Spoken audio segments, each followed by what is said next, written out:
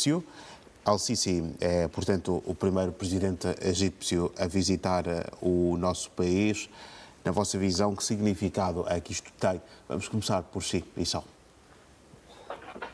Bem, Dorivaldo, tem um significado histórico importante, que radica mesmo até na história do próprio Egito. Basta ver que em março de 61,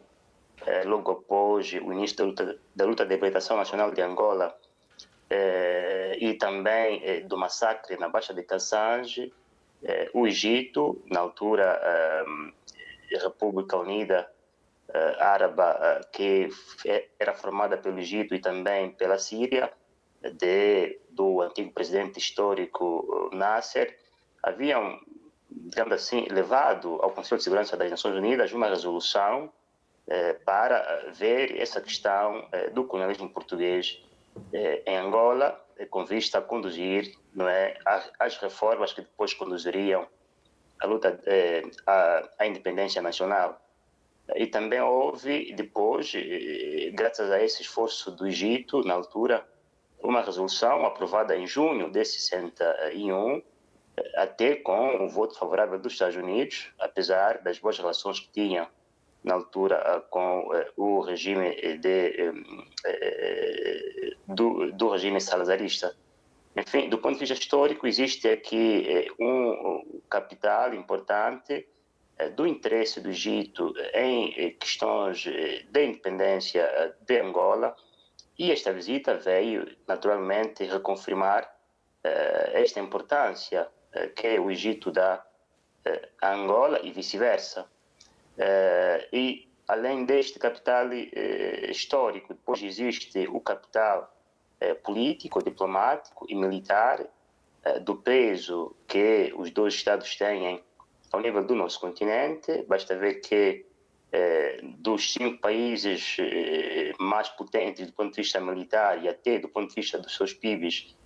constam os dois Estados, isto é, o Egito e Angola, sendo o Egito a principal potência militar do nosso continente, e Angola está no top 5 ao nível de todo o continente africano. Também depois há naturalmente interesses cruzados entre Angola e o Egito na região dos Grandes Lagos, onde o Sudão, que é um Estado parte dos Grandes Lagos, é também ao mesmo tempo um Estado árabe e de consequência integrado na Liga Árabe, que o Egito nessa altura dirige enquanto secretário da Liga Árabe, e Angola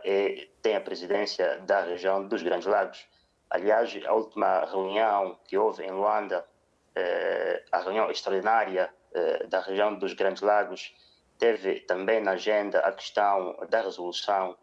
do conflito no Sudão, que era um dos estados conglomerados também do Egito, pelo menos desde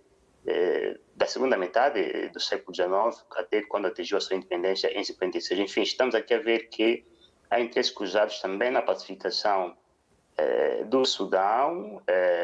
com o Egito a ser um dos players fundamentais, porque tem a secretaria da Liga Árabe, ao passo que Angola tem a presidência da região dos Grandes Lagos. E depois, naturalmente, no âmbito dos acordos assinados, há também muito que se possa dizer. O Egito, nessa altura, tem um diferendo que o opõe com a Etiópia por causa da construção da grande barragem do renascimento da Etiópia, sonhada pelo antigo chefe do governo Meles Zenawi, que o atual premier etíope leva a cabo, que é o premier Abiy Ahmed. Essa barragem construída no território etíope, como não pode deixar de ser, sobre um afluente do Rio Nilo, cria preocupações da parte do Egito, que reclama que esta construção dessa barragem, que já está, em qualquer modo, em funcionamento, lhe privaria do acesso à água. E este acordo assinado em Luanda, que prevê cooperação técnica na perfuração de águas subterrâneas, também tem em vista este interesse, esta preocupação do Egito em ter acesso a recursos hídricos para poder garantir a sua população, que é bastante elevada. Estamos a falar de um país que tem 100 milhões de habitantes. Em 2050 se prevê que atinja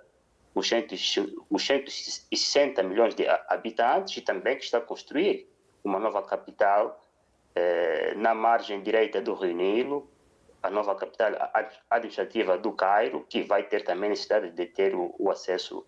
aos recursos energéticos. Enfim, é uma visita que é coroada de sucesso, me parece, pelos interesses cruzados que existem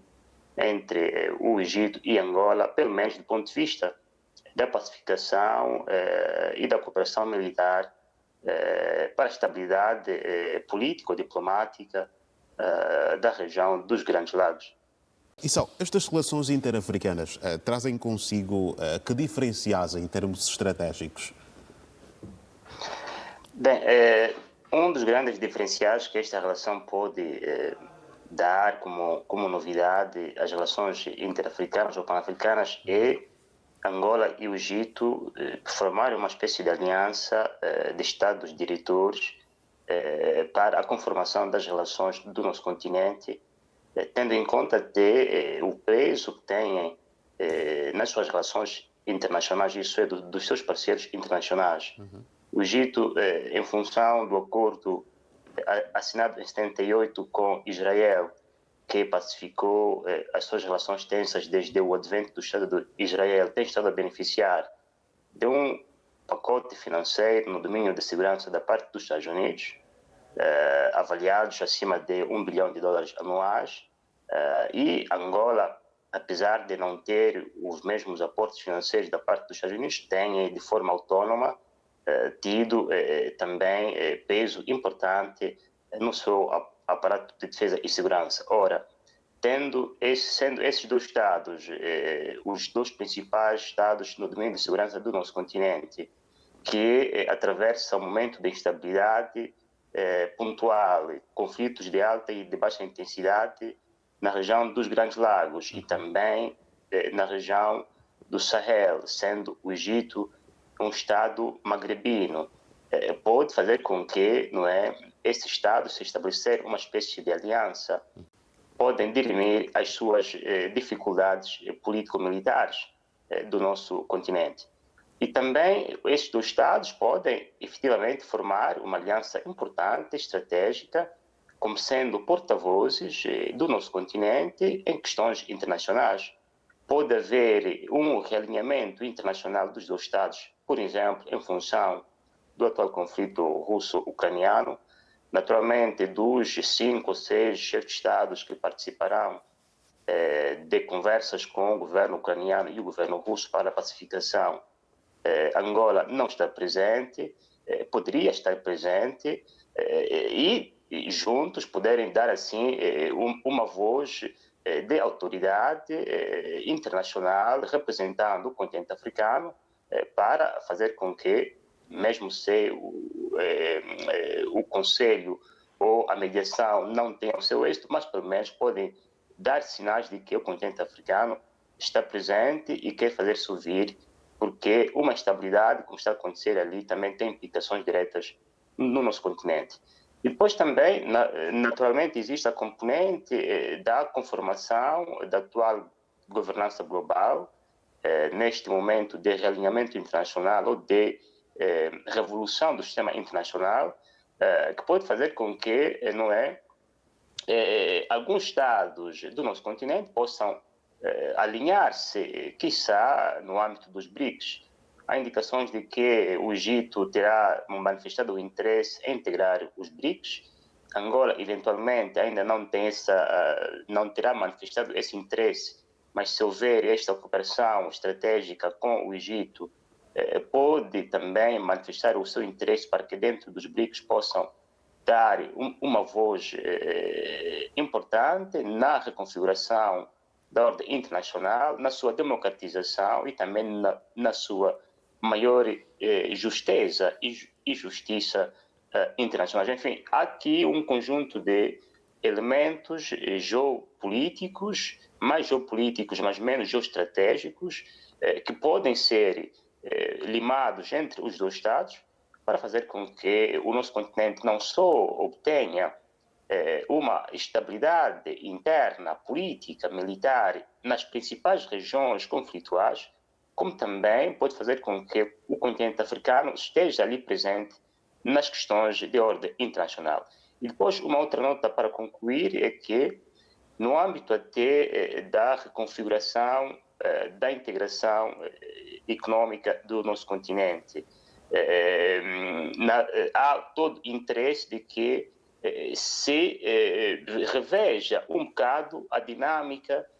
dos grupos do passado, isto é, se no passado havia dois grupos, isto é, o grupo de Casablanca e o grupo de Monróvia, que afluiu, que confluiu na OAG, depois deu espaço à União Africana, é porque havia ali, não é, estados que manifestaram-se de forma clara sobre o destino do nosso continente. Ora, hoje em dia, o nosso continente não tem esses estados que manifestam o interesse em fazer revigorar a questão da integração do nosso continente, do ponto de vista econômico e também, sobretudo, do ponto de vista político, apesar de haver ali a chamada zona de livre comércio do nosso continente. Enfim, se o Egito e Angola estabelecerem essas balizas, podem ter uma influência capital nos destinos do nosso continente em décadas a seguir. Vamos ouvir aqui também o Issal Agostinho. Issal, qual é então a sua observação à volta destes pontos que aqui levantamos também? Bem, Dorivaldo, relativamente à problemática do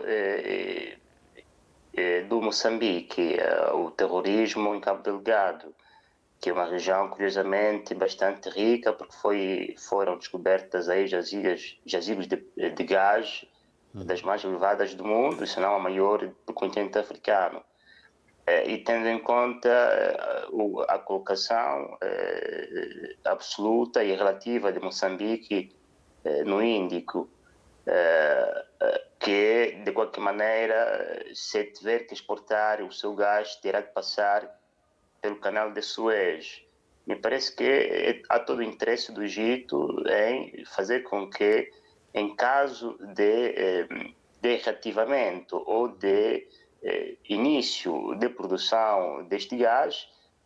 este gás, ao passar pelo canal de Suez, eventualmente poderá obter taxas acessíveis. Isto por quê? Porque no âmbito da construção da nova cidade capital do Egito, na margem direita do Rio Nilo, para quem parte desde a Etiópia para cima em direção ao Mediterrâneo, há escassez de recursos financeiros. As estimativas do governo egípcio para a colheita de taxas de passagem no canal de Suez, que eram estimadas em 14 mil milhões de dólares, foram só de 6 mil milhões de dólares o ano passado. Daí que há todo o interesse, não é, de arrecadação de receitas para levar a cabo a construção desta cidade sem grandes dificuldades e o aceleramento da pacificação na resolução deste conflito terrorístico na região, digamos assim, de Cabo Delgado, e também do interesse do próprio Egito. E depois, naturalmente, o Egito tem uma experiência antiga de combate ao terrorismo, pode emprestar ao Moçambique, que já tem ali a missão da SADC, que lhe assessora no combate a este fenômeno, pode também contar com o apoio do Egito. Daí também esta passagem por Luanda pode também ser inserida na possibilidade do Egito dar alguma assessoria a esta missão da SADC em relação à problemática do terrorismo na região de Cabo Delgado. Enfim, existem vários interesses geopolíticos, geoenergéticos, geoeconômicos que movimentam esta passagem do presidente egípcio por Angola e também naquela região, para fazer com que os seus interesses geoeconômicos sejam salvaguardados ao bem tanto de Moçambique como também do próprio Egito.